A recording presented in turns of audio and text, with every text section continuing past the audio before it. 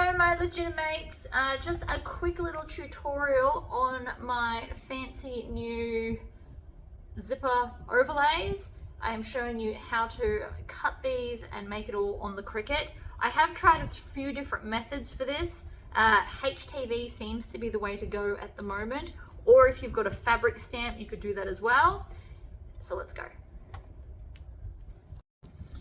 Alright, so here is some HTV. This is going to match the color of the bag that I'm making. So I'm just going to kind of slice off a chunk. As you can see, it is not very even, and that's okay too. It has a measurement thing here, so I'm just going to chop off about that much. Because we can do them all the way across. I'm just using the light mat because that's what I've got in here inside at the moment. My other mats are out in the shed still. Oops, I just knocked the camera. That's what happens when it's so big. So I'm just going to stick this up the top, right sides down. Now doing this, you need to make sure that you remember to flip your design so that it is reversed, because we're going to iron them on. Now, my plan is, I won't need 4 for this bag, but I'm going to keep these in like a little container and have them ready for the future. So I may as well use the whole strip while I can.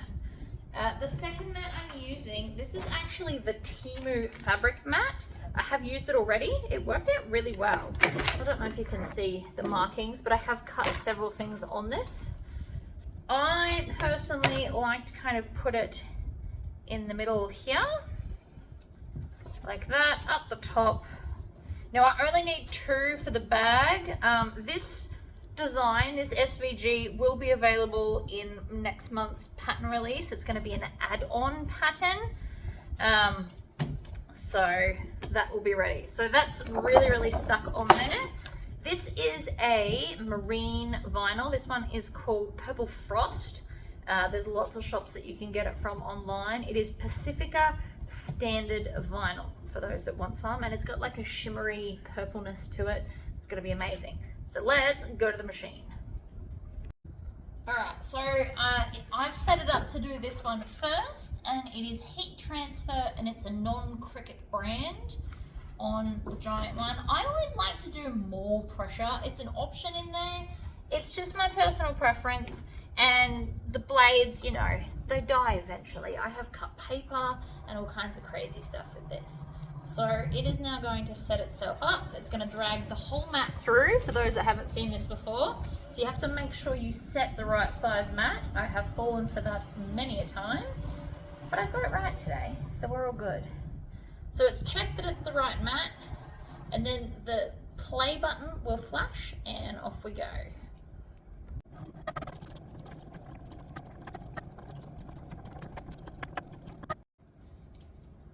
We can take out the mat, and you should be able to, now the rule is you should probably peel the mat away, but it should come up, and I can see that it has cut all of that. So now we need to put in our next mat. So it should just go straight to the next one, and you have to tell it what it's cutting. It is faux leather paper thin. As you can see, they stuck very well, and then you should just be able to peel away the backing, and then peel these ones off, and then peel that off, and take the rubbish. These I haven't found a use for.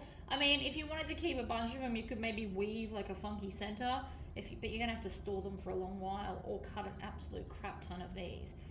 But I do find that cutting them on here is neater than me trying to cut them by hand.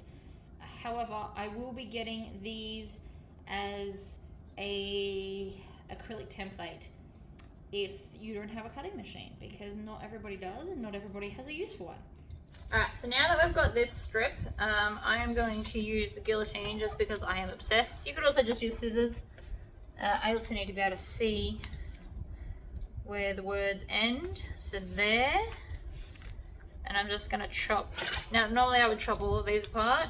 And then I'm going to take the weeding pen that is also from Temu, and I'm just going to pull gently. Alright, I'm gonna tell you right now, that was not fun to weed. This stuff's like, I don't know, it just didn't cut properly. Yesterday, I used this metallic silver and it worked perfectly and it was easy.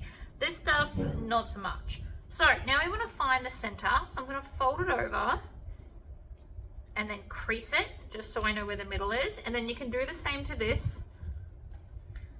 I mean, you can also make a template to always line it up, whatever floats your boat. And then I'm just going to pop it right there like that.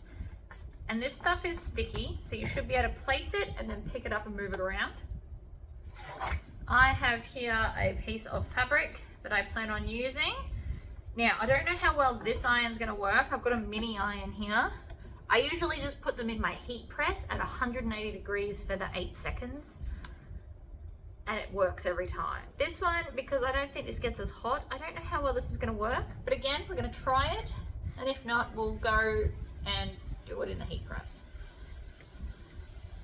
Whenever you're ironing on top of vinyl, always make sure you've got fabric between the layers so that you don't melt this stuff. Ooh, so far so good. Okay, that actually ironed wonderfully. It was horrible to weed, but great to iron. So now I've got the logo. Now you can do this a few ways. I've matched it to the outside fabric, which you guys will all see once I release the pattern. But you could also just buy the different colors of HTV that match all your hardware and then hardware match it. Or for darker color bags, I actually plan on using the stamp that I got from Brymax. So you've got lots of different options, but this is today's one. I do have to make a second one for the bag, but we're not gonna do that right this second. I just wanted to do a quick little demo on how to make these. So this SVG file will come in my next pattern if you guys can wait that long. They are in line with the Tory pocket. The other option is, of course, that you can make your own. No one's stopping you, go for gold. All right, I hope that was helpful, guys. Bye.